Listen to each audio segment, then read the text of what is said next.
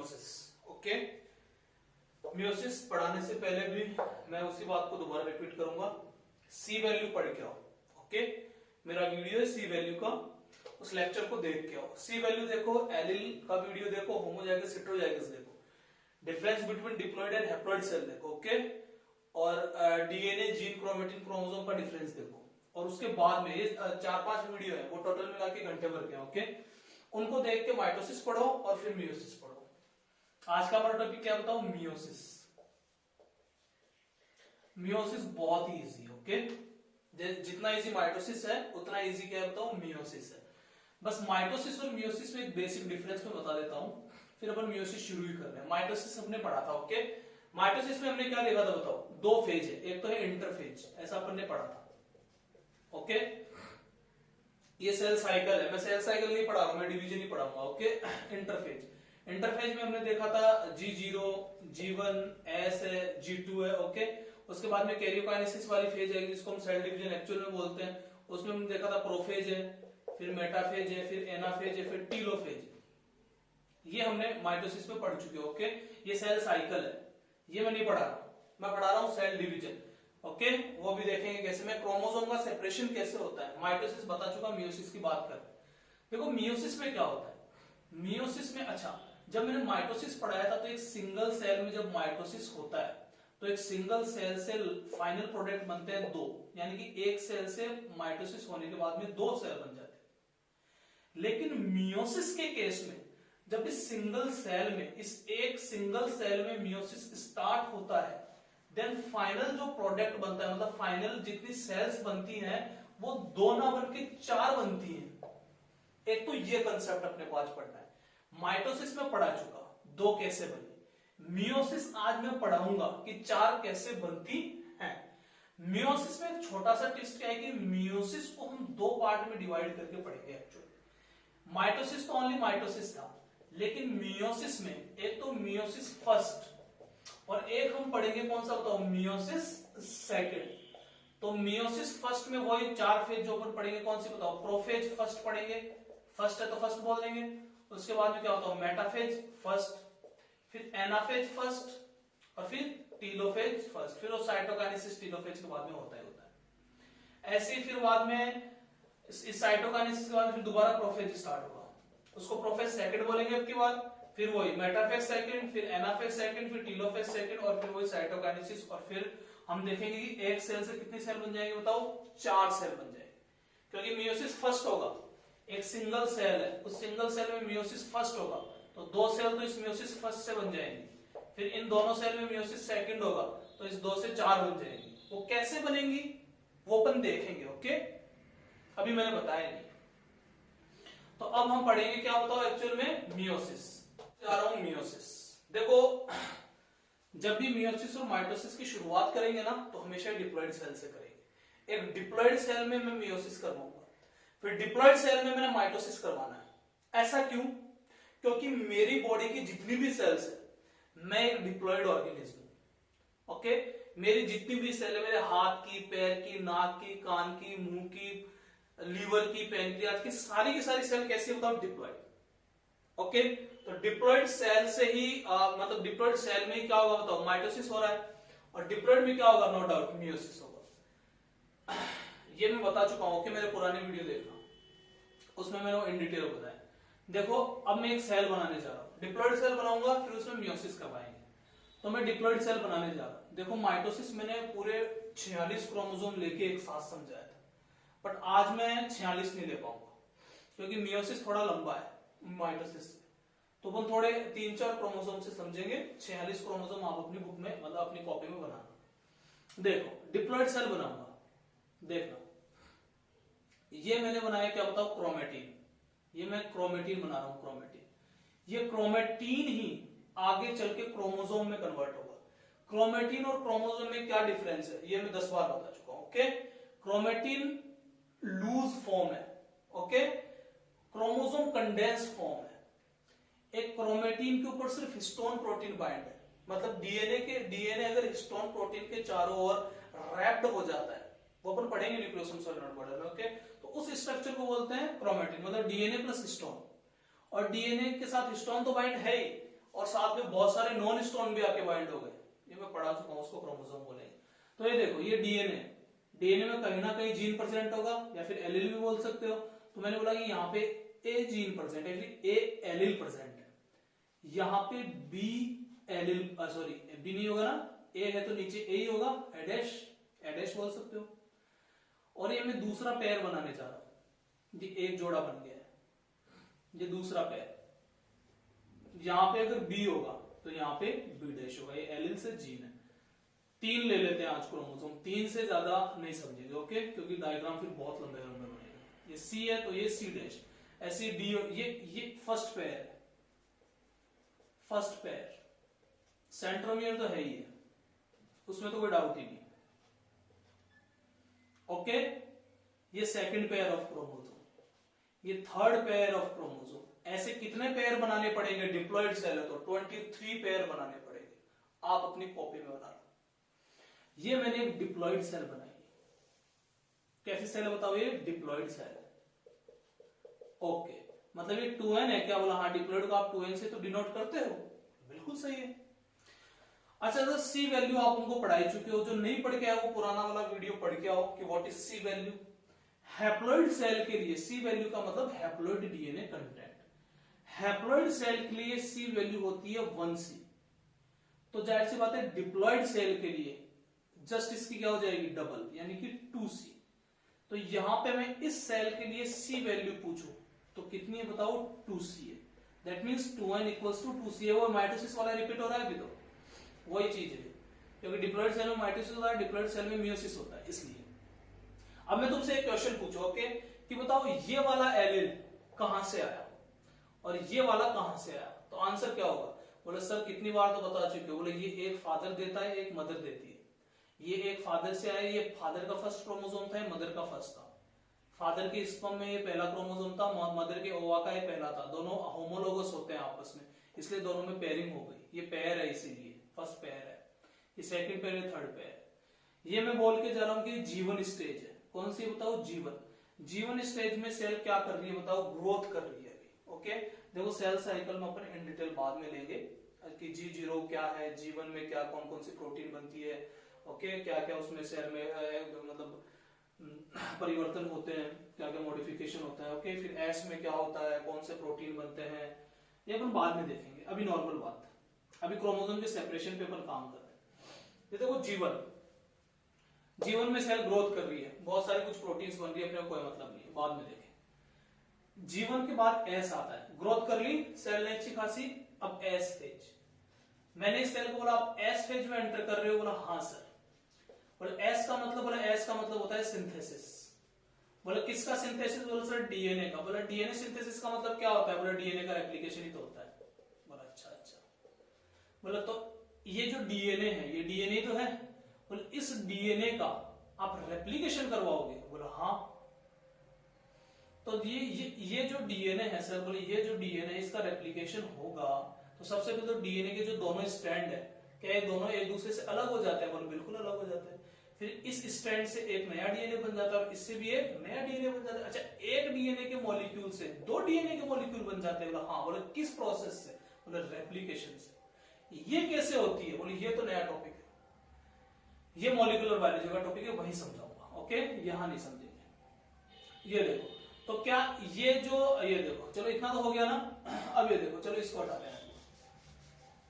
अब देखो मैं क्या बोलने जा रहा हूं, इस डीएनए का रेप्लिकेशन होगा, ओके।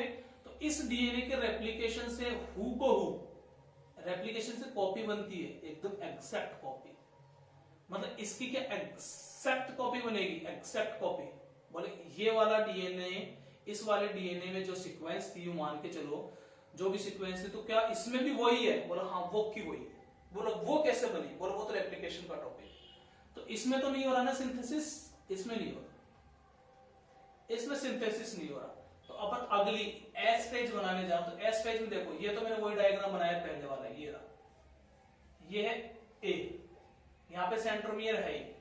तो अब ये जो नया डीएनए बना है वो एग्जैक्ट इसके जैसा ही बनेगा। तो बोला यहाँ ए था, यहां अगर ए था तो यहां भी क्या है बताओ, ए ही बनेगा। बोला वही सीक्वेंस बनेगी, बोला हाँ बिल्कुल वही बनेगी। बोले इस ए डैश के बारे में क्या ख्याल है सर? बोले सर ए डैश का भी बिल्कुल सिंथेसिस होगा। तो बोले ये तो ए डैश था ही पहले और ये सेंट्रोमियर है। बोले ये जो नया बनेगा ना सर, बोले वो भी क्या बनेगा बताओ? ये भी ए डैश ही बनेगा। बोले बी के बारे में, बोला बी का भी सेम ही है, बी में भी कोई किंतु परंतु नहीं, वो ही सेम। अगर यहाँ बी है तो यहाँ भी बी। बोले फिर बी डैश के बारे में क्या ख्याल है? बोले बी डैश का भी कोई ख्याल नहीं है, बोले वही सेम है।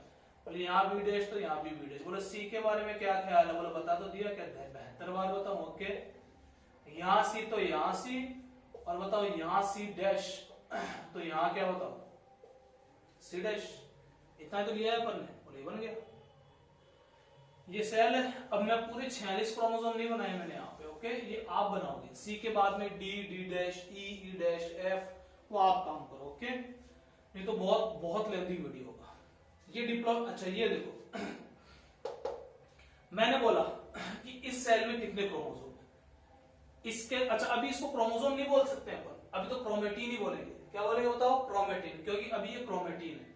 तो मैं अगर पूछूं कि बताओ इस सेल में कितने थे क्रोमेटिन, इसमें कितने क्रोमेटिन थे, तो तुम गिनोगे। बोले ये क्रोमेटिन है, ये, बोला हाँ ये क्रोमेटिन है, ये दूसरा, 3, 4, 5, 6, ऐसे पूरे बनाओ। आप बनाओगे ना, गिनोगे आएंगे 46। जिसको नहीं बनाना आ रहा हो माइटोसिस वाला लेक्चर देख लेना, उसमें मैंने पूरे बनाए, ओके। गिन के देख लेना 46 आएंगे। मतलब इसका बताओ। अब किसी को लग रहा है बोला सर इसमें तो ये जो डीएनए कंटेंट है ना वो डबल हो गया है। बोला हाँ डबल तो हुआ है। बोलो कैसे? बोले इसमें रेप्लिका बन गई ना, इस डीएनए की एक और कॉपी बन गई। बोला हाँ सर बन तो गई। अच्छा तो बोले यहाँ पे क्रोमेटिन 46 थे, तो बोले इस सेल में क्रोमेटिन जस्ट डबल हो जाएंगे। बोले डबल तो होंगे। बोले यहाँ तो ये एक था, यहाँ एक की जगह 2 हो गए, और ये सब में हुए, इसके भी 2 हो गए, इसके भी 2 हो गए, इसके भी 2 हो गए, मतलब 46 इंटू 2। यस, आ रहा है समझ में? तो यहां पे अगर क्रोमेटिन पूछूं कितना हो चुका है बताओ? 92 क्रोमेटिन। लेकिन मैं सेल की प्लॉइडी पूछूं कि सेल डिप्लॉइड है कि हैप्लॉइड है, बोल सर वो तो आप ये देखो कि क्रोमोसोम कितने। बोले देखो इसमें अभी इसको बोल नहीं सकते क्रोमोसोम, क्योंकि ये भी क्रोमेटिन है, ये कंडेंस नहीं हुआ। लेकिन एक बार अगर मैं पूछने के लिए तुमसे ऐसे ही पूछूं कि बताओ कितने, तो तुम इसको तो पैर बोलोगे ना, ये फर्स्ट पैर है क्रोमोसोम का, ऐसा, ओके, ये सेकंड पैर। और टोटल पूछूं तो बोले यही तो है क्रोमोसोम, 46 क्रोमोसोम। बोले ये क्रोमेटिन है तो आगे जाके क्रोमोसोम बनेंगे? बोले कुछ भी तो नहीं है क्रोमेटिन। बोले डीएनए, बोले डीएनए पे भी हिस्टोन बाइंडेड है, और जब आगे प्रोफेज आएगी तो उस प्रोफेज में इस डीएनए के ऊपर ही बहुत सारे नॉन हिस्टोन प्रोटीन आके बाइंड हो जाएंगे, इसी स्ट्रक्चर को क्रोमोसोम बोल देंगे। बोला अच्छा यही क्रोमोसोम में, अच्छा यही क्रोमोसोम में कन्वर्ट हो जाएगा क्रोमेटिन। बोला हाँ सर यही कन्वर्ट हो जाता है। तो चलो यहाँ पे 46 क्रोमोसोम एक बार अपन ऐसे बोल के चल रहे हैं, ओके ओके। पर देखो यहाँ पे मैं क्या बोलूंगा, तो अब आप क्या बोल रहे हो? बोल सर अगर आपने यहाँ पे 46 क्रोमोसोम बोला है तो अब यहाँ पे 92 क्रोमोसोम बोलोगे? बोले नहीं, यही तो कंसेप्ट है, ध्यान से सुनना जरा। देखो क्रोमोसोम के नंबर को अपन कैलकुलेट कैसे करते हैं? जितने सेंट्रोमियर के नंबर होते हैं ना उतने ही क्रोमोसोम बोलते हैं। बोले इसमें कितने सेंट्रोमियर है? बोले देखो इस वाले का तो ये रहा, एक सेंट्रोमियर, 2, 3, 4, 5, 6, ऐसे 46 स्ट्रक्चर होंगे, तो 46 ही सेंट्रोमियर होंगे, तो 46 ही क्रोमेटिन होंगे या फिर क्रोमोसोम होंगे, ओके। क्रोमेटिन 46 क्या होंगे बताओ? क्रोमोसोम होंगे, क्योंकि ये आगे चल के क्रोमोसोम बन रहा है। बोले लेकिन अगर इस स्ट्रक्चर की बात करूं तो बोले सर इस स्ट्रक्चर में देखो डिफरेंस देखो। बोले सर सेंट्रोमियर तो वही है, बस ये जो डीएनए था इस डीएनए का रेप्लिकेशन होके एक नया डीएनए स्ट्रैंड तो बना है। बोला यस। बोला ये दोनों, अगर ये वाला डीएनए और ये वाला डीएनए, देखो अगर एक बार के लिए मैं हाइपोथेटिकल ऐसे यहाँ पे इस जगह एक सिचुएशन बना रहा हूं कि अगर ये वाला जो डीएनए है इस डीएनए से अलग हो जाए यू, और ये वाला नीचे ये वाला अलग हो गया, मतलब ये एक ए तो यहां आ गया, एक ए यहां आ गया, इसका सेंट्रोमियर अलग हो गया, इसका सेंट्रोमियर अलग हो गया। इस कंडीशन में हम इन दोनों को अलग अलग क्रोमोसोम की तरह काउंट करेंगे। इस कंडीशन में हम बोलेंगे ये पहला क्रोमोसोम है और ये दूसरा क्रोमोसोम है।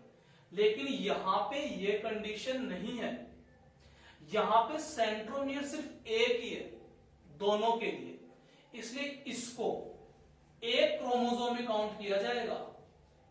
ये एक पेयर नहीं है क्रोमोसोम का, ये सिर्फ एक क्रोमोसोम है। ध्यान से सुन लेना इस वाली बात को, ये पेयर नहीं है क्रोमोसोम का, ये एक क्रोमोसोम है। पेयर तो ये था 2 एलील ऑफ ए जीन, ए और ए डैश। यहां पे क्या हुआ है, एस फेज में इस ए का सिंथेसिस हो गया नए डीएनए का। बोला सिर्फ कॉपी बनी है एक डीएनए की। बोला क्रोमोसोम यहां पे भी एक ही काउंट हो रहा था, ये वाला यहां पे भी एक क्रोमोसोम ही काउंट हो रहा था। ये एक क्रोमोसोम है, ये दूसरा क्रोमोसोम है, इन दोनों को मिला के पेयर बोला था। बोले यहाँ पे भी ये जो ए वाला है ना, ये एक ही क्रोमोसोम काउंट होगा, ये ए वाला, ये दोनों ए तो है, ये एक ही क्रोमोसोम काउंट होगा। सेंट्रोमियर तो इनका एक ही है। अब किसी के मन में क्वेश्चन आता है, इनका सेंट्रोमियर एक ही क्यों रह गया? अरे समझ रहे हो मेरी वाली बात को? इसका आंसर भी अपने को पता है, अभी नहीं देंगे। ओके, अभी तो नॉर्मली समझो। ये देखो, कमेंट सेक्शन में दे दूंगा। ओके, अभी बहुत लंबा हो जाएगा। ये देखो, तो ये इसको एक ऐसे 1 क्रोमोसोम ही काउंट करेंगे ना, अलग हो जाते दोनों, अलग हो गए, दोनों के सेंट्रोमियर अलग अलग हो जाते, तब दोनों को अलग अलग क्रोमोसोम काउंट करते। ओके, तो इसको एक ही काउंट करेंगे। ये दूसरा क्रोमोसोम, ये तीसरा, ये चौथा, ये 5वां क्रोमोसोम, ये 6ठा क्रोमोसोम। आ रही है वाली बात समझ? ऐसे तो पूरे क्रोमोसोम अगर काउंट करोगे ना तो आएगा कितना बताओ? अच्छा, यहां पे तो हम क्रोमोसोम की बात कर भी नहीं सकते क्योंकि ये तो भी क्रोमेटिन ही है, लेकिन फिर भी अगर कोई बोलना चाहिए कि इसकी प्लॉइडी कितनी है इस सेल की, तो हम क्या बोलेंगे बताओ? 2n ही है। क्यों? क्योंकि 46 ही तो है। समझ रहे मेरी वाली बात को? 46 है ना, मतलब प्लॉइडी चेंज हुई, मतलब प्लॉइडी चेंज नहीं हुई है सर। बोल यहां पे 46 ही थे, यहां पे 46 ही है। लेकिन सी वैल्यू के बारे में क्या ख्याल है? बोल सर देखो, एक हैप्लॉइड सेल के लिए सी वैल्यू आपने 1 सी बता रखी है। डिप्लॉइड सेल में क्या होता है बताओ? डीएनए कंटेंट मतलब 2 एलील मिल जाती है ना, एक तो ये है, एक ये, तो 2C, ये 2 है यहाँ पे। लेकिन यहाँ पे देखो, यहाँ पे तो 2 ही थे, लेकिन इस डायग्राम में इन 2 से 4 बन गए। देखो, इस A से तो 2 बन गए क्योंकि इसका रेप्लिकेशन हो गया, और इस A डैश का भी रेप्लिकेशन हो गया। देखो, 2 थे, 2 क्रोमेटिन थे, 2। यहाँ पे कितने हो गए? 1 2 3 4। अच्छा, हैप्लॉइड डीएनए कंटेंट 4C हो चुका है। बोला हाँ 4 हो गया, 4। यहाँ पे 2 ही था क्या? बोला हाँ, ये 2 ही, एक ये 2, ये 2। मतलब मैंने ये चीज समझा दी। ओके, बार बार मैं नहीं समझाऊंगा सी वैल्यू को। तो यहाँ पे क्या बताओ? 4C सी वैल्यू। ये देखो 4C, ये देखो यहां पे क्या था बताओ? 2n इक्वल्स टू 2C था जीवन के अंदर। लेकिन जब ये सेल एस फेज में एंटर करती है तो प्लॉइडी पे कोई फर्क नहीं पड़ता। सेल की प्लॉइडी अभी भी डिप्लॉइड ही है, लेकिन जो सी वैल्यू है वो बढ़ गई है बिकॉज ऑफ द रेप्लिकेशन। क्योंकि यहां पे इस जीवन फेज में इस डीएनए का रेप्लिकेशन नहीं हुआ था, इसलिए एक मतलब सी वैल्यू नहीं बढ़ी थी। लेकिन एस फेज में यहां पे इस डीएनए का क्या हो गया होता? रेप्लिकेशन हो गया, इसकी कॉपी बन गई। तो डीएनए कंटेंट जस्ट क्या हो गया होता? मतलब 4 गुना ही हो गया एक्चुअल में। ओके, तो हमने इसको क्या बोला बताओ? 4C मतलब 2n इक्वल्स टू क्या हो गया? 4C। अब ये देखो, एस के बाद में हम सबको पता है कौन सी आती है बताओ? प्रोफेज आती है। कौन सी आती है बताओ? प्रोफेज। अब यहाँ पे थोड़ा सा ट्विस्ट है, हम मियोसिस पढ़ रहे हैं, मियोसिस के प्रोफेज में देखो, माइटोसिस का हमने प्रोफेज बहुत ही सिंपली पढ़ा है, तो इसका भी सिंपल। ओके,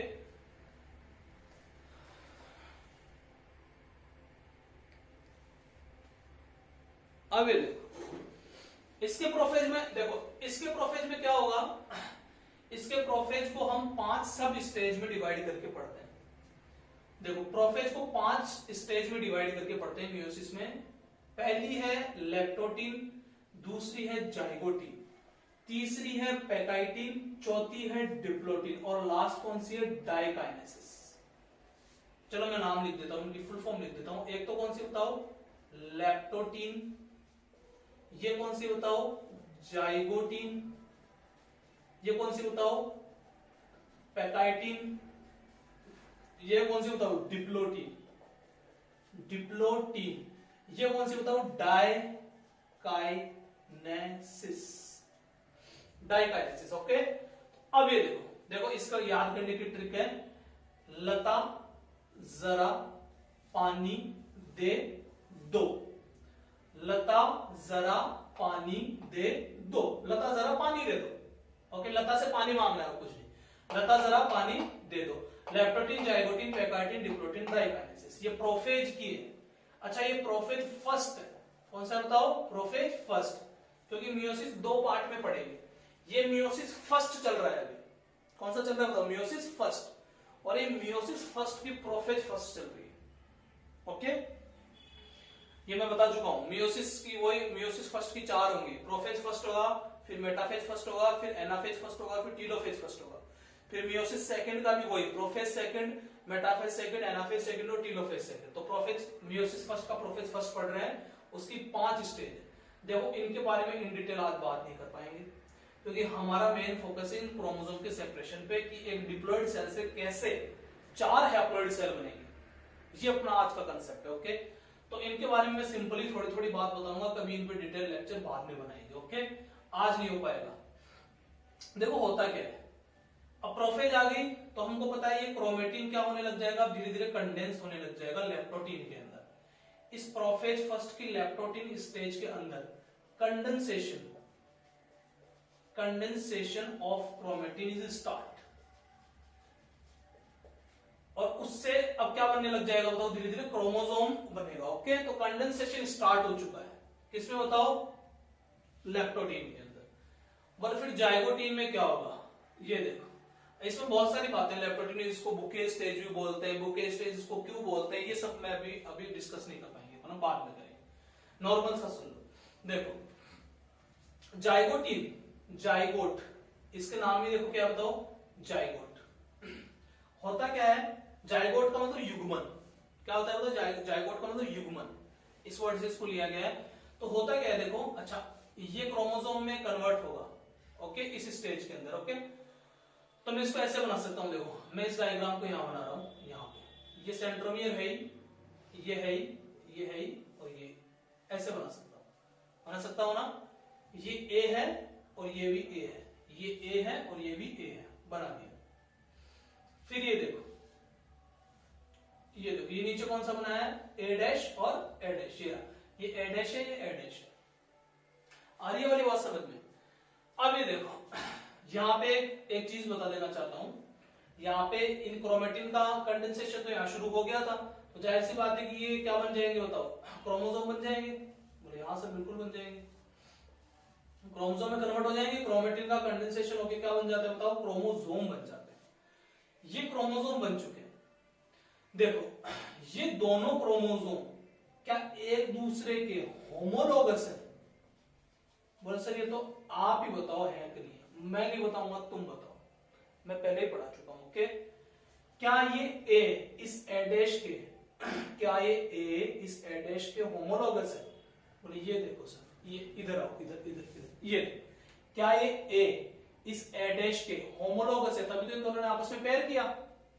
बोले आया कहां से, बोलो 10 बार बता तो दिया।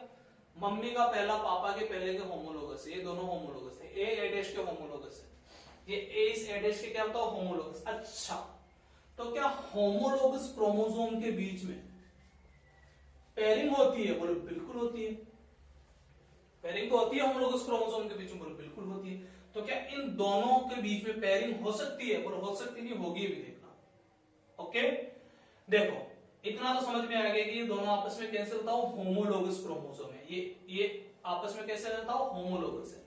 अब दूसरी बात सुनो, ये एक क्रोमोसोम मैंने बनाया है, ये एक क्रोमोसोम है कि 2 क्रोमोसोम है? इसमें ये कंफ्यूज मत होना, इसमें ये एक ही क्रोमोसोम बोलेंगे क्योंकि इनका सेंट्रोमियर है ना, सेंट्रोमियर एक ही सेंट्रोमियर है। अगर इन दोनों का सेंट्रोमियर में अलग अलग बना के फिर इनको अगर देखो, अगर ये डायग्राम में ऐसे बनाता है, देखो ये इसका सेंट्रोमियर और एक और सेंट्रोमियर बनाता और फिर यू बनाता, इसको आप पेयर बोलते हैं कि ये क्रोमोसोम का जोड़ा है। इसको जोड़ा नहीं बोल सकते, ये तो एक सिंगल क्रोमोसोम की तरह काउंट होगा। आ रहा है? अब ये एक अलग कंसेप्ट है, बोले यहाँ पे ये सेंट्रोमियर अलग क्यों नहीं हुआ, या फिर एक ही सेंट्रोमियर कैसे बचा? ये तो मैं बच्चे एक ही लाइन का है होने को तो, लेकिन अभी अपने यहाँ पे बात करेंगे नहीं, क्योंकि मैं लाइन बोलूंगा कि सेंट्रोमियर इज हेटेरोक्रोमेटिन, उसका रेप्लिकेशन नहीं हो पाता, उसका रेप्लिकेशन लेट मेटाफेज में जाके होता है, तो वो बातें क्या है कि थोड़ी सी अटपटी लगेगी। ओके, तो बोलेंगे नहीं इसी बात। मैंने आंसर दे भी दिया है और ज्यादा टाइम भी नहीं लगाया। ओके, अब ये देखो, इन दोनों को आपस में क्रोमेटिड बोलते हैं। क्या बोलते हैं? क्रोमेटिड। बोले ये आपस में क्या है, सिस्टर क्रोमेटिड है। क्या बताओ, सिस्टर क्रोमेटिड। क्या है, आपस में सिस्टर है। बोलो सर सिस्टर ही तो है। सिस्टर किसको बोलते हैं नॉर्मल भाषा में, बोले जो बिल्कुल एक दूसरे से हुबहू हो, साइंस की भाषा में। ओके, तो क्या ये दोनों हुबहू है, बोले हुबहू तो है। बोले ए था, इस डीएनए का रेप्लिकेशन होके तो ये वाला बना है, ये वाला बना है। बोला हाँ हाँ हाँ। बोले तो बिल्कुल ही सिस्टर है। बोला हाँ। बोले सिस्टर क्रोमेटिड बोलो, दिक्कत ही नहीं। तो बोले क्या ये दोनों भी आपस में सिस्टर है। बोला हाँ। बोले ये भी रेप्लिकेशन से बनी है, इसके से ए डैश रेप्लिकेट तो हुआ था डीएनए। बोला हाँ बिल्कुल डीएनए रेप्लिकेट हुआ था। ये दोनों आपस में सिस्टर है और ये दोनों आपस में क्या बताओ, सिस्टर है। ये दोनों आपस में कैसी बताओ, सिस्टर क्रोमेटिड्स है। लेकिन क्या ये दोनों आपस में सिस्टर है, ए और ए डैश ना। तो इनको क्या बोलेंगे बताओ, ये नॉन सिस्टर है। तो ये तो ए है, ये ए डैश है, ये अलग है। इन दोनों को आपस में क्या बोलेंगे बताओ, नॉन सिस्टर क्रोमेटिड। क्या बोलेंगे बताओ, नॉन सिस्टर क्रोमेटिड बोलेंगे। आ रही है वाली बात समझ में। ये ए इसके नॉन सिस्टर है, ये नॉन सिस्टर क्रोमेटिड है आपस में। ये दोनों आपस में नॉन सिस्टर है, ये नॉन सिस्टर है, ये नॉन सिस्टर है, ये दोनों सिस्टर है और ये दोनों सिस्टर है। ओके, अब ये देखो, क्या ये दोनों होमोलोगस क्रोमोसोम भी है, बता चुका हूं। ये दोनों क्रोमोसोम, ये एक ही क्रोमोसोम है, पेयर नहीं है, अभी बताया था। ये एक ही क्रोमोसोम है, ये भी एक ही क्रोमोसोम है। ओके, तो क्या ये दोनों क्रोमोसोम आपस में होमोलोगस है, बोला हाँ। तो क्या ये आपस में पेयर करेंगे, बोले पेयर तो करेंगे। तो क्या इनकी जो पेयरिंग इन दोनों के बीच में होंगी, हाँ बिल्कुल इन दोनों के बीच में तो होगी, तो तभी तो पेयरिंग बोलेंगे उसको। तो बोलो पेयरिंग क्या नॉन सिस्टर क्रोमेटिड के बीच में हो रही है, बोला हाँ बिल्कुल, ये दोनों आपस में नॉन सिस्टर है, ये भी नॉन सिस्टर है, ये भी नॉन सिस्टर है। अच्छा, मतलब पेयरिंग किस किस के बीच में होती है बताओ, नॉन सिस्टर क्रोमेटिड। बोले किसके, बोला होमोलोगस क्रोमोसोम के। Okay, that means homologous chromosome के नॉन सिस्टर क्रोमेटिड्स के बीच में, होमोलोगस क्रोमोसोम के नॉन सिस्टर क्रोमेटिड्स के बीच में क्या होने जा रही है बताओ, पेयरिंग होने जा रही है। ये दोनों आपस में जुड़ेंगे। देखो कैसे जुड़ेंगे, कौन सा प्रोटीन कॉम्प्लेक्स आएगा, क्या आएगा, यहां कुछ नहीं बात करेंगे। सिंपल सा अपना फोकस है क्रोमोसोम के सेपरेशन पे, बस उसी पे बात होगी और सिर्फ उसी पे होगी। इनके लिए अलग से वीडियो बना दिया जाएगा। ओके, दोबारा से अभी क्रोमोसोम का सेपरेशन देखो। तो जाइगोटीन की बात है, तो जाइगोटीन का अगर मैं डायग्राम बनाऊं, देखो ये तो होमोलोगस क्रोमोसोम मैंने बनाई दिया। तो देखो इस डायग्राम को अगर मैं बनाऊं तो क्या जाइगोटीन का मतलब क्या है, युग्मक। तो क्या इन दोनों के बीच में पेयरिंग हो जाएगी, ये दोनों आपस में मतलब पेयरिंग करना शुरू कर देंगे। शुरू क्या कर देंगे, एक्चुअली में पेयरिंग कर ही लेंगे। ओके, तो देखो अगर मैं जाइगोटीन का डायग्राम बनाऊं, देखो तो मैं देखो ये सेंट्रोमियर, इसके अंदर वाला कंटेंट बना रहा हूं एक बार, है ना, ये मान लो ये अंदर वाला कंटेंट बनाया है, ये क्रोमोसोम ही, एक बार समझाने के लिए अंदर वाला कंटेंट ही बना रहा हूं, डीएनए कंटेंट बना रहा हूं। ये देखो यहां बनाते हैं, चलो ये लो, ये सेंट्रोमियर था, ये क्या हो रही है बताओ, पेयरिंग हो गई। ये ए था ना, ये वाला क्या था, ये भी ए था और ये ए डैश था और ये भी क्या था, ए डैश। तो ए और ए डैश के बीच में क्या पेयरिंग हो गई, देखो पेयर हो गए एक दूसरे से, बोलो पेयरिंग हो गई, मतलब मिल गए एक दूसरे से, युग्मक युग्मन हो गया। बोला हाँ युग्मन हो गया। बोले इस स्टेज में होता है, बोले जाइगोटीन में होता है। मतलब फिर पैकाइटिन में क्या होता है अगले में, बोला भाई पैकाइटिन के अंदर एक बहुत इंपॉर्टेंट प्रोसेस होती है जिसका नाम है क्रॉसिंग ओवर। क्या बताओ, क्रॉसिंग ओवर। मेरे प्यारे बच्चे ये एक अलग ही टॉपिक है, इसके बारे में इन डिटेल आज बात बिल्कुल नहीं करूंगा, क्योंकि ये खुद एक मतलब क्रॉसिंग ओवर को अगर पढ़ाने बैठूंगा तो खुद यूं मान लो कम से कम आधे घंटे का टॉपिक है इजीली समझाने के लिए। ओके, तो देखो लेकिन सिंपल सी बात करेंगे। देखो क्रॉसिंग ओवर में होता क्या है, बस ये जानना जरूरी है। देखो क्वेश्चन कहां से आएगा, क्रॉसिंग ओवर कौन सी स्टेज में होता है, तो तुम क्या बोलोगे, वो सर प्रोफेज फर्स्ट की पैकाइटिन स्टेज के अंदर क्रॉसिंग ओवर हो जाता है। बोलो होता क्या है सर क्रॉसिंग ओवर में, बोलो सर होता कुछ नहीं है, देखो मैं बताता हूं। देखो अगर इस डायग्राम को अगर मैं थोड़ा सा इसी डायग्राम को मैं थोड़ा बड़ा करके बना लूं, इसी डायग्राम को, ताकि तुमको अच्छे से समझ में आ जाए। इसी को थोड़ा सा लेंथी कर दिया है मैंने, ये लो और ये लो, अब ये लो और ये लो, आ रहा है समझ में। ये देखो ये देखो ये जाइगोटीन का मैंने डायग्राम बना दिया है। पेयरिंग होगी जाइगोटीन में, नॉन होमोलोगस होमोलोगस क्रोमोसोम के नॉन सिस्टर क्रोमेटिड के बीच में। पैकाइटिन में क्या होगा, क्रॉसिंग ओवर। देखो क्रॉसिंग ओवर का मतलब ये डीएनए कंटेंट ही तो है, ये डीएनए कंटेंट है ना अंदर वाला जो मैंने बनाया है। तो डीएनए तो जाहिर सी बात है यहाँ पे कुछ ना कुछ जीन भी प्रेजेंट होगी, जैसे यहाँ पे ए जीन प्रेजेंट है या फिर ए एलील तुम बोल दो, जैसे यहाँ पे ए है और ये भी ए थी मतलब है ही, ये ए डैश है तो ये भी यहाँ पे भी ए डैश होगा। ऐसे यहाँ पे कुछ ना कुछ जीन प्रेजेंट होगी। ओके, हो सकता है यहाँ पे बी हो, यहाँ सी हो, यहाँ डी हो सकता है, मतलब ऐसे जीन तो प्रेजेंट होगी। तो होता क्या देखो एक्चुअल में क्रॉसिंग ओवर की प्रोसेस के अंदर ये जो जीन्स प्रेजेंट होती है ना इस डीएनए पर, तो क्या होता है कि इस क्रोमोसोम की जीन तो इसके पास चली जाती है, ऐसा नॉर्मली समझो, और इसकी जीन इसके पास आ जाती है, क्योंकि इन दोनों में आपस में ये दोनों आपस में जुड़ चुके हैं, और जुड़ने के बाद में जीन्स का क्या कर लेते हैं बताओ, एक्सचेंज कर लेते हैं। ये जीन का एक्सचेंज कैसे हुआ ये मैंने नहीं बताया, मैं सिंपली बता रहा हूं। क्रॉसिंग ओवर में मतलब जेनेटिक मटेरियल एक्सचेंज हो जाता है। ओके, मतलब जीन्स का क्या हो जाता है, एक्सचेंज हो जाता है। मैं डायग्राम बना के भी नहीं बताऊंगा क्योंकि टाइम लगता है। ओके, क्रॉसिंग ओवर का अलग से वीडियो बनाऊंगा पक्का, प्रॉमिस। आज क्रॉसिंग ओवर पे कॉन्सेंट्रेट मत करो, आज सिर्फ इतना समझ लो, ये इंपॉर्टेंट चीज है कि क्रॉसिंग ओवर पैकाइटिन में होता है, प्रोफेज फर्स्ट की पैकाइटिन में होता है। क्रॉसिंग ओवर के अंदर क्या हो जाता है बताओ, जीन का एक्सचेंज हो जाता है। बोलो सर इस जीन का एक्सचेंज होने से क्या फायदा हो रहा है, तो फिर मैं अभी यहाँ पे बोलूंगा कि ये नए रिकॉम्बिनेशन बनेंगे, नए गैमेट्स का नए रिकॉम्बिनेशन बनेंगे, और उससे जो है पॉपुलेशन में वेरिएशन आएगा, उससे इवोल्यूशन में बहुत अच्छी मदद मिलती है। तो ये बातें अपन करेंगे नहीं। ओके, अभी देखो क्रॉसिंग ओवर हो गया। देखो होता क्या है इस पैकाइटिन स्टेज में, ये जो एक्स लाइक स्ट्रक्चर बनी है ना, ये एक्स लाइक जो स्ट्रक्चर बनी है, ये एक्स लाइक जो स्ट्रक्चर बनी है, इसको बोलते हैं, इस एक्स लाइक जो ये जो टच पॉइंट है ना, जो टच पॉइंट इन दोनों होमोलोगस क्रोमोसोम का जो टच पॉइंट है, ये एक्स लाइक जो स्ट्रक्चर दिख रही है, तो वो एक्स लाइक, ये एक्स लाइक, इसको बोलते हैं क्याज़मेटा। क्याज़माटा कौन सी माता है बताओ, ये क्याज माता है। कौन है बताओ, ये क्याज माता है। तो देखो क्रॉसिंग ओवर कौन सी स्टेज में हुआ होता है, पैकाइटिन में। क्याज़माटा या क्याज़मेटा या चियाज़मेटा, अलग अलग प्रोनाउंसिएशन है इसके। कौन सी स्टेज में बताओ, बन कौन सी स्टेज में गया क्याज़मेटा, बन गया कौन सी बताओ, पैकाइटिन में।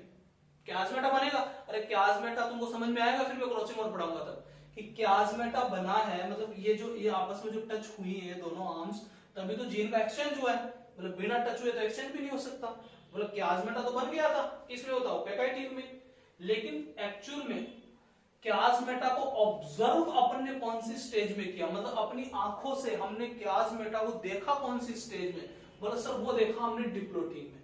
बोल सर पैकाइटिन में क्यों नहीं देख पाए, जबकि बन तो पैकाइटिन में गया था, ये भी एक क्वेश्चन। ओके, तो इसका आंसर अपन देंगे बाद में, क्योंकि यहाँ पे फिर मैं बताऊंगा कि यहाँ पे बहुत कंडेंस स्ट्रक्चर हो चुकी है, मतलब ये बहुत यहाँ पे लिपटा लिपटी हो चुकी है। ओके, तो ये दिखेगा नहीं क्याज़मेटा, माइक्रोस्कोप से देखने पर भी। तो ये दिखेगा कब बताओ, ये दिखेगा डिप्लोटीन में। तो अगर मैं पूछूं क्याज़मेटा ऑब्जर्व इन विच स्टेज, कौन सी स्टेज में हमने क्याज़मेटा को ऑब्जर्व किया, इसमें कौन सी में, डिप्लोटीन में हमने क्याज़मेटा को देखा। अच्छा एक बात और बता देता हूं, बहुत ही इंपॉर्टेंट, क्रॉसिंग ओवर को आज तक कोई भी साइंटिस्ट नहीं देख पाया, इवन एक भी साइंटिस्ट ने आज तक क्रॉसिंग ओवर की प्रोसेस को होते हुए नहीं देख पाया। तो बोल सर जब होते हुए नहीं देखा तो कैसे बोल दिया कि क्रॉसिंग ओवर होता है, पहला पॉइंट। तो मेरा आंसर सुन लो, क्रॉसिंग ओवर को तो नहीं देखा, लेकिन जब डिप्लोटीन में क्याज़मेटा का ऑब्जर्वेशन होता है, जब क्याज़मेटा दिखता है, देखो होता क्या है कि देखो ये तो क्रॉसिंग ओवर हो गया, ये तो डायग्राम में किसका होता है, पैकाइटिन का, कि क्रॉसिंग ओवर हो रहा है, क्याज़मेटा बन गया, दोनों आर्म्स आपस में कनेक्टेड है, मतलब कनेक्टेड क्या है, यू लिपटी हुई है, और आप आराम से देखो crossing over is enzymatic reaction. ये और बता देता हूं, क्रॉसिंग ओवर अभी नहीं पढ़ा रहा हूं मैं, लेकिन थोड़ी थोड़ी इंपॉर्टेंट बातें बताना जरूरी है ताकि तुमको सुकून मिले, ताकि अपन आगे बढ़े। Crossing over is enzymatic reaction. Okay, होता क्या है वो बाद में देखेंगे। तो देखो कुछ एंजाइम्स आएंगे, वो इन आर्म्स को काटेंगे, जीन को इधर उधर भेजेंगे, फिर लाइगेज, मतलब अब लाइगेज का नाम ही क्यों लेंगे, छोड़ो, ये देखो अपने को लंबाई नहीं करना वीडियो को। क्रॉसिंग ओवर हुआ कौन सी स्टेज में, पैकाइटिन। क्रॉसिंग ओवर होने के बाद में क्या दोनों अलग अलग भी होंगे, क्रोमोसोम अलग तो होना ही है इन दोनों को, लेकिन देखो ये मैं ये वाला डायग्राम बना रहा हूं अगला, ये देखो, चलो ऐसे बना रहा हूं, यू बना रहा हूं, ओके। और ये देखो, देखते जाओ और देखते जाओ, ये बना रहा हूं मैं, देखो ये तो ये वाला क्रोमोसोम बना दिया है, ये ऊपर वाला है ना, ये बना दिया। अब ये बनाने जा रहा हूं नीचे वाला, ये वाला बना रहा हूं, ये नीचे वाला, ये नीचे वाला, ये देखो, ये लो, ये लो, ओके, ये लो और ये लो, ये देखो डिफरेंस देखो इन दोनों डायग्राम में। ये पैकाइटिन है स्टेज, पैकाइटिन में क्रॉसिंग ओवर हो रहा है, क्या हो रहा है बताओ, क्रॉसिंग ओवर हो रहा है, दोनों आर्म्स, ये क्याजमेटा बन गया, इसको क्याजमेटा बन जाता है पैकाइटिन में, लेकिन देखेगा कौन सी में, ये देखो, ये है क्याजमेटा, ये वाला, ये जो देखो, ये दोनों जो हैं जब ये अलग अलग होंगी ना आपस में, ये दोनों ये आर्म्स जब एक दूसरे से फिर बाद में क्रॉसिंग ओवर होने के बाद में जब ये दोनों अलग अलग होंगी, तो फिर भी जब लास्ट स्टेज तक देखेंगे तो ये टच पॉइंट मिलेगा इसे, इन दोनों आर्म्स का टच है भी एक दूसरे से, कंप्लीटली अलग नहीं हुई। ये डिप्लोटिन का डायग्राम, कौन सी स्टेज का डायग्राम था, डिप्लोटिन का। ये क्याजमेटा, मतलब इस टच पॉइंट से हमने बोला, ये टच पॉइंट देख के या फिर क्याजमेटा देख के हमने क्या बोला बताओ, इस क्याजमेटा को देख के हमने बोला कि इन दोनों होमोलोगस क्रोमोसोम की जो नॉन सिस्टर क्रोमेटिड्स हैं, इनके बीच में क्या हो चुका है बताओ, क्रॉसिंग ओवर हो चुका है। ये हमने बोला बताओ कौन सी स्टेज को देख के, डिप्लोटिन स्टेज को देख के बोलते हैं क्या कि क्रॉसिंग ओवर हो गया है, इस कनेक्टिंग पॉइंट को देख के। जबकि ये कनेक्टिंग पॉइंट दिखा है अब, लेकिन ये आपस में से ओवरलैप होकर और कब के जीन का एक्सचेंज कर चुके थे। एक लाइन और बोल रहा हूं लास्ट क्रॉसिंग ओवर के बारे में, वो ये है कि क्रॉसिंग ओवर होने की पॉसिबिलिटी कितनी है, बोले एक सेल में कितनी बार क्रॉसिंग ओवर हो सकता है। मेरे प्यारे बच्चे देखो, एक बार क्रॉसिंग ओवर की होने की पॉसिबिलिटी सबसे ज्यादा है। बोले किसी सेल में एक कनेक्टिव पॉइंट मिल जाए, ये सिर्फ एक बार, मैंने एक ही बार कनेक्टिव पॉइंट बनाया ना इन दोनों का, मैं चाहता तो आगे जाके दोबारा एक और कनेक्टिव पॉइंट बना देता, या फिर यहाँ एक और कनेक्टिव पॉइंट बना देता, लेकिन मैक्सिमम पॉसिबिलिटी सिर्फ एक बार क्रॉसिंग ओवर होने की है,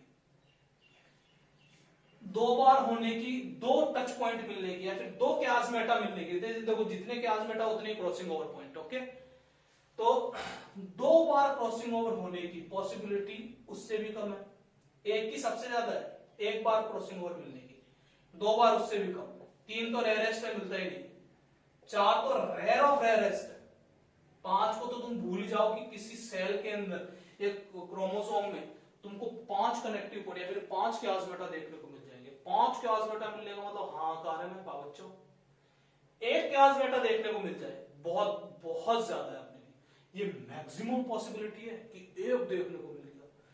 दो मिल सकते हैं क्या, कम है, कम पॉसिबिलिटी दो क्रॉसिंग ओवर या फिर दो क्याजमेटा देखने की, ओके। ये पॉइंट ध्यान रखना, अपन इसको दोबारा डिस्कस करेंगे, ओके। क्रॉसिंग ओवर में तो यहां तक हुआ, कौन सी होगी बताओ, लेप्टोटिन हो गई, जाइगोटिन हो गई, पैकाइटिन हो गई, और अभी हमने इन स्टेज के बारे में डिटेल से बात नहीं करी है, ओके। आपको लग रहा होगा कितनी डिटेल होगी, अभी कुछ भी नहीं होगी, इनको तो मैं अलग से लूंगा सब, ओके।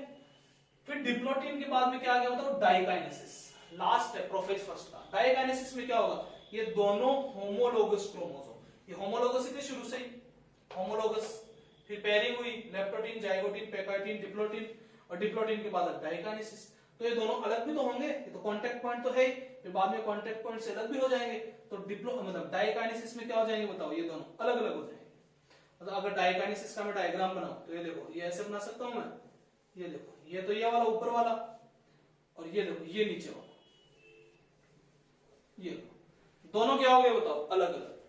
क्रॉसिंग ओवर दोनों ने कर भी लिया, और दोनों क्रॉसिंग ओवर करके क्या हो गए बताओ, अलग अलग हो गए। ये डाइकाइनेसिस का डायग्राम। फिर तुम देखोगे डाइकाइनेसिस के अंदर, अभी मैं कुछ बता नहीं रहा, बस इसे नॉर्मल से सुन लो। चलो, डाइकाइनेसिस के अंदर न्यूक्लियर मेम्ब्रेन डिसअपीयर होने लग जाती है, ओके, मतलब डिसअपीयर हो जाती है, होने नहीं लग जाती, हो ही जाती है, और स्पिंडल फाइबर का फॉर्मेशन होने लग जाता है। सेंट्रियोल जो है वो तो एस फेज में डुप्लीकेट हो चुका था, देखेंगे अपन, ओके। तो इतना डायग्राम बनाओ, फिर अपन आगे बात करते हैं। तो डाइकाइनेसिस का डायग्राम देख लो। डाइकाइनेसिस में देखो क्या होता है, सेल तो है ही, अच्छा यहाँ पे ये जो देखो, ये क्रोमोसोम जो है या फिर ये क्रोमेटिन जो भी है, ये न्यूक्लियस में होते हैं ना, और न्यूक्लियस का मतलब ये न्यूक्लियस के चारों न्यूक्लियर मेम्ब्रेन होती है, मेम्ब्रेन तो एक्चुअल में क्या होता है कि ये मेम्ब्रेन इस डाइकाइनेसिस स्टेज में जो मेम्ब्रेन होती है ना इनके इसके क्रोमोसोम या फिर डीएनए के चारों तरफ जो न्यूक्लियस के चारों तरफ न्यूक्लियर मेम्ब्रेन है वो कंप्लीटली डिसअपीयर हो जाती है। ये सारे न्यूक्लियस में थे अभी तक, ये क्रोमेटिन न्यूक्लियस में था। क्या क्रोमेटिन किस में था? न्यूक्लियस में। लेकिन ये क्रोमोसोम जो बन गया है ये न्यूक्लियस में नहीं है। बोले न्यूक्लियस में क्यों नहीं है? क्योंकि बोले न्यूक्लियर मेम्ब्रेन थी वो डिसअपीयर हो चुकी है। तो बोले क्या है क्रोमोसोम साइटोप्लाज्म में आ गया? बोले बिल्कुल आ गया साइटोप्लाज्म में। तो क्रोमोसोम किस में आ गया? एक्चुअली में साइटोप्लाज्म। तो देखो ये लास्ट वाला डायग्राम जो मैंने अभी उस साइड में बनाया था, दोनों ये दोनों क्रोमोसोम होमोलोगस क्रोमोसोम क्या अलग अलग हो चुके हैं? बोला हाँ ये बिल्कुल क्या हो चुके हैं? बताओ अलग अलग हो चुके हैं। ये बात है। ऐसे बहुत सारे क्रोमोसोम होंगे ना, कितने बताओ? 46 होंगे। आज मैं 2 से समझा क्योंकि मियोसिस बहुत लेंथी है, 46 से समझाना मतलब तुम समझ नहीं सकते। बॉड भी बड़ा चाहिए और टाइम भी ज्यादा चाहिए। ये देखो हो गया अलग अलग। डाइकाइनेसिस में और क्या होगा लास्ट वाले में? बोले ये जो सेंट्रियोल थे, ये जो यहाँ पे सेंट्रियोल था, इसका मूवमेंट होगा अपोजिट पोल की तरफ, मतलब दोनों पोल की तरफ चले जाएंगे। एक सेंट्रियोल यहाँ रहेगा, दूसरा इधर आ जाएगा। ओके, एस्टर रेज का फॉर्मेशन हो जाएगा। मैं बता नहीं रहा हूँ, डाइकाइनेसिस अपन लेंगे और भी अच्छे तरीके से। बोले एस्टर रेज का फॉर्मेशन हो जाएगा, स्पिंडल फाइबर्स का फॉर्मेशन हो जाएगा। ओके, ये स्पिंडल फाइबर हो गए, ये लो स्पिंडल फाइबर्स है, इनका फॉर्मेशन हो जाएगा ऐसे। ओके, कुछ खास नहीं। ओके, स्पिंडल फाइबर बन गए, सेंट्रियोल उस पोल से इस पोल की तरफ आ गया, एक इधर रह गया, दोनों पोल को सेंट्रियोल मिल गया, सेंट्रियोल से एस्टर रेज बन गई, और ये माइक्रोट्यूब्यूल या फिर स्पिंडल फाइबर बोल दो, उनका फॉर्मेशन हो गया। ये सारी बातें। ओके, ये डाइकाइनेसिस। यहां तक अपन आ चुके। डाइकाइन मतलब प्रोफेज फर्स्ट अपना क्या हो गया है? कंप्लीट हो गया है। अब प्रोफेज फर्स्ट के बाद में आएगा कौन सा बताओ? Metaphase first. मेटाफेज फर्स्ट ये अपन अब अगले वीडियो में देखेंगे। ओके, नेक्स्ट वीडियो में देखेंगे अब मेटाफेज फर्स्ट में क्या होने जा रहा है। Thank you so much.